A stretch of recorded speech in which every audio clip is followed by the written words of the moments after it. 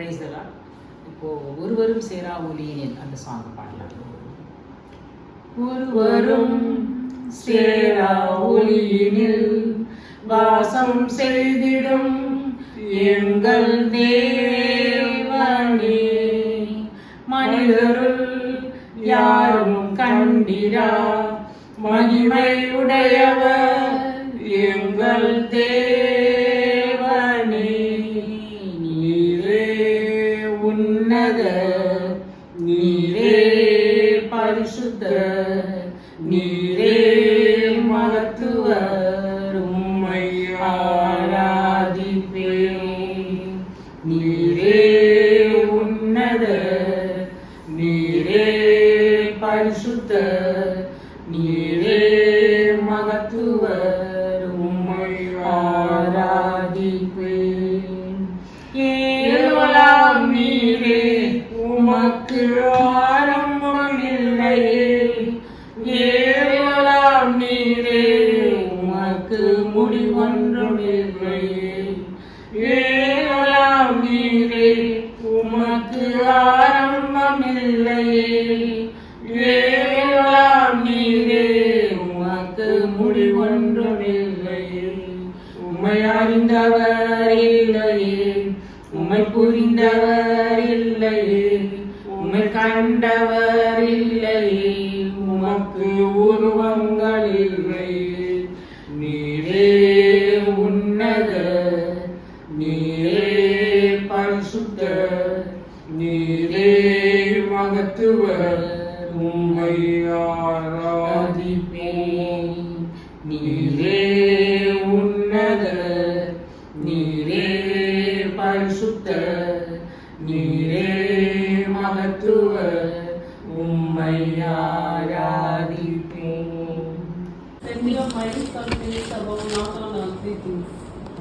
தேவனுடைய வீட்டிற்கும் இடத்தில் உள்ள மேலானவைகளை தேடுங்கள், பூமியில் உள்ளவைகளே அல்ல மேலானவைகளையே நாடுங்கள். ஓகே, நீங்கள் கிறிஸ்துவுடனே எழுந்ததுண்டானால் கிறிஸ்து தேவனுடைய வலது பார்சத்தில் வீட்டிற்கும் இடத்தில் உள்ள மேலானவைகளே நாடுங்கள், பூமியில் உள்ளவைகளே அல்ல மேலானவைகளே நாடுங்கள். இதான் 3:2 வசனம் தான். ஸோ பூமியில் உள்ளவைகளே அல்ல மேலானவைகளே நாடுங்கள்.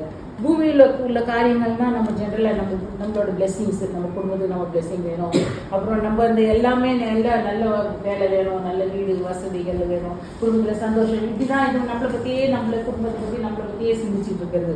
ஆனால் அது மேலானவைகள் விஷயம்னா ஆவிக்குரிய விஷயங்கள், நல்ல நம்ம ஜபத்தில் வர்றது, ஆவிக்குரிய கனிகள் வேணும் கேட்கறது, ஆவிக்குரிய வரங்களை கேட்கறது, அந்த மாதிரிலாம் நம்ம பண்ணுறது. இப்போ ஆனால் ஆண்டவர் என்ன சொல்லியிருக்காரு, நீங்கள் முதலாவது தேவனுடைய ராஜ்யத்தையும் நீதியும் தேடுங்கள், அப்போது இவைகள் எல்லாம் கூட கொடுக்கப்படும் இருக்கு. ஸோ நம்ம ஆண்டவருக்குரிய காரியங்கள் எல்லாம் நம்ம பண்ணும்போது என்ன ஆகும், ஆண்டவர் தானாக நமக்குரிய தேவைகள் எல்லாம் கூட அவருக்கு சந்திக்குவார். இந்த ஆண்டவர் விரும்புகிற காரியங்கள்லாம் இல்லை, ஆவிக்குரிய காரியங்கள்லாம் இல்லை, சிச்சுவேஷன்ஸ் சொல்கிறது, மற்றவங்களுக்கு அன்பாக இருக்கிறது, அப்புறம் உதவுறது, நம்மள இந்த மாதிரி அப்போ இது ஆண்டவருக்கு சொல்லியிருக்க கட்டளைகள் எல்லாம் கைக்கொள்றது, அதன்படி நடக்கிறது, வேணா ஜெபிக்கிறது, ஜபாவிக்காக கேட்கறது, இந்த மாதிரி நம்ம ஆண்டவருக்கு பிரியப்படுற விஷயங்களை செய்யுது. ஆனால் பூமிக்குரிய காரியங்கள் வெறும் நம்மளோட சொந்த காரியங்களை மட்டுமே அது நினைக்கிறது.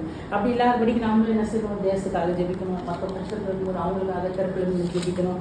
அந்த மாதிரி அதனால என்ன சொல்றீங்க, மேலானவரையே நாடுகள் பூமிக்குரியவர்களே அல்ல அப்படிங்கிற.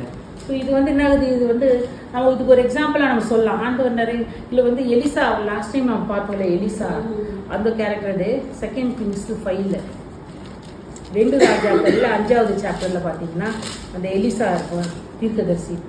எலிசா இல்லை, 2வது சாப்டர் 2 Kings 2 உண்மையம்மா, அந்த பேஜ் 465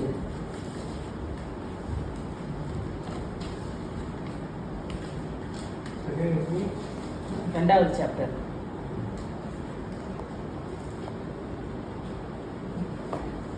அது அந்த கொலோசியர் 3:2 பார்த்தோம். அது என்னன்னா, பவுல் கொலோசிய சபைக்காக எழுதுறாரு. அது என்னன்னா அப்போ அவர் கேள்விப்படுறாரு இந்த கொலோசிய சபையில வந்து நிறைய ரொம்ப இம்மாரலானது இந்த மாதிரி பேசிக்ஸான இருக்கு, அப்புறம் விக்கிரக வழிபாடு இருக்கு, நீதி இல்லாத காரியங்கள்லாம் நிறைய நடக்குது. நாங்கள் அவர் கேள்விப்பட்டு தான் அவர் வந்து அந்த லெட்டர் எழுதுறாரு. இந்த மாதிரி நீங்கள் வந்து இந்த மாதிரி பூமிக்குரிய காரியங்களே பார்த்துட்டு இருக்கீங்க, அப்படி இல்லாதபடிக்கு மேலான காரியங்களை நீங்கள் பார்க்கணும். உடனே அந்த மாதிரி அவர் லெட்டர் எழுதுறாரு. அந்த மாதிரி இந்த மாதிரி நீங்கள் வந்து பூமிக்குரிய காரியங்களை பார்க்காதீங்க, நல்ல மேலான காரியங்களை பாருங்கன்னு சொல்றாரு. ஸோ இந்த மேலான காரியங்களை பற்றி பார்க்கும்போது பார்த்தா இது எலிசான்னு ஒரு கேரக்டர் இருக்குது. எலிசாங்கிற ஒரு தீர்க்கதரிசி எத்தனையா வருது page 465 465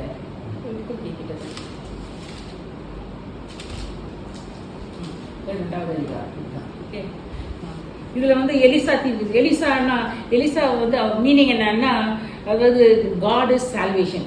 எலிஷாங்கிறது meaning God is salvation, தேவனே ரட்சிப்பு அப்படிங்கிறது மீனிங் ஆகும். அவர் என்ன சரி, அவர் வந்து ஆக்சுவலி வந்து ஒரு பெரிய விவசாய குடும்பத்தில் தான் பிறக்கிறார். ஆனால் நல்ல பணக்கார வசதியான விவசாய குடும்பத்தில் பிறக்கிறாரு. அப்போ வந்து அவர் அப்போ ஒரு நாள் வந்து அந்த நிலத்துல ஒரு வேலையெல்லாம் செஞ்சுட்டு இருக்கிறப்போ அப்போ எலியா தீர்க்கதரிசி இருப்பார். இவர் கூட சீனியர் அவர் முன்னாடி.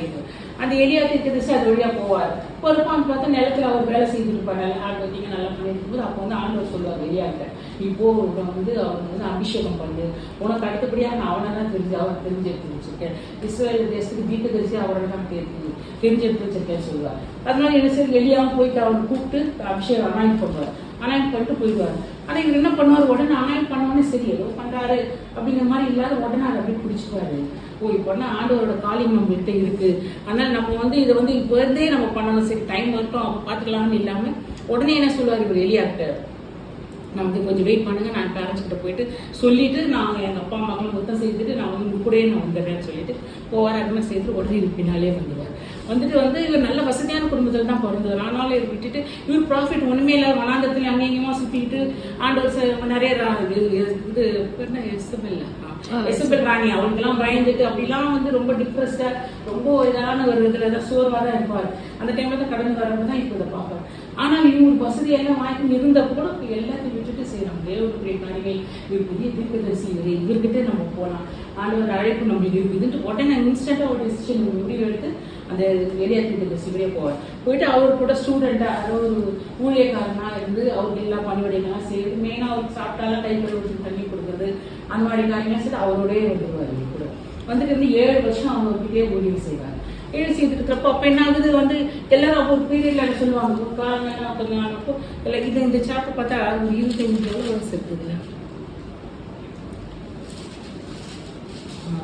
ஒரு 24 வருஷத்துக்கு இந்த சாப்டர் 2வது அதிகாரத்தில் ஃபுல்லாக அந்த எலிசா பற்றி. எலிசா என்ன செய்யறான், ஒரு அவர் வந்து தீர்க்கதரிசியா கூட வந்துடுறாரு. வந்துட்ட உடனே இவர் எல்லாரும் சொல்லுவாங்க, ஒரு வெளிப்பாடு வரும், இந்த மாதிரி எலியா வந்து எடுத்துக்கொள்ளப்பட போறாரு, இன்னைக்கு ராத்திரிக்குள்ள எடுத்துட்டு வரணும். உடனே என்ன செய்யற பின்னாலே பிடிச்சி வருது எப்படியா இவருக்கு தெரியும் அபிஷேகம் பண்ணிட்டாரு, இவரும் அடுத்த தீர்க்கதரிசியா வர போறாரு. ஆனாலும் இவருக்கு என்னன்னா மேலானவர்களே நாடுகள் நம்ம படிச்ச மாதிரி டபுள் ஃபோல்டு அந்த அனாயிட்டிங் வேணும், டபுள் ஃபோல்ட் அந்த ஸ்பிரிச்சுவல் பிளஸிங்ஸ் வேணும்ட்டு அவர் பின்னாலே போய் அவர்கிட்ட கேட்கறப்ப பின்னாலேயே போயிட்டு இருப்பாரு. ஸோ இதுதான் இதை படிக்கலாமா இந்த சாப்டர்? இது படிக்கியா படிக்கிறா? சரி. கர்த்தர் எலியாவை சுழல் காற்றிலே பரலோகத்திற்கு எடுத்துக்கொள்ள போகிற போது எலியா எலிசாவோட கூட கில்காலிருந்து புறப்பட்டார். எலியா எலிசாவை நோக்கி, நீ இங்கேயே இரு, கர்த்தர் என்னை பெத்தேல் மட்டும் போக அனுப்புகிறார் என்றான்.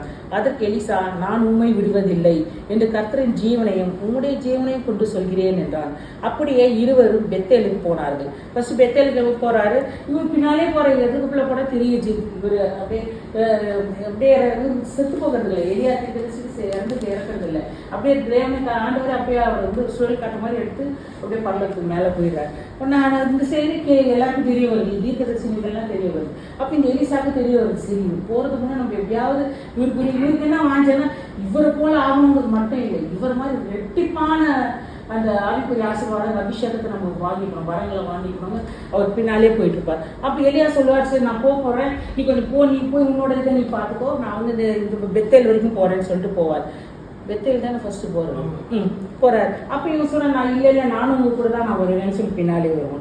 அப்போது பெத்தேலில் இருந்து தீர்க்கதரிசியின் புத்திரர் எலிசாவின் இடத்தில் வந்து, இன்றைக்கு கர்த்தர் உனக்கு தலைமையா இருக்கிற உன் எஜமானை உன்னை விட்டு எடுத்துக்கொள்வார் என்பது உனக்கு தெரியுமா என்றார்கள். அதற்கு அவன், எனக்கு தெரியும், சும்மா இருங்கள் என்றான்.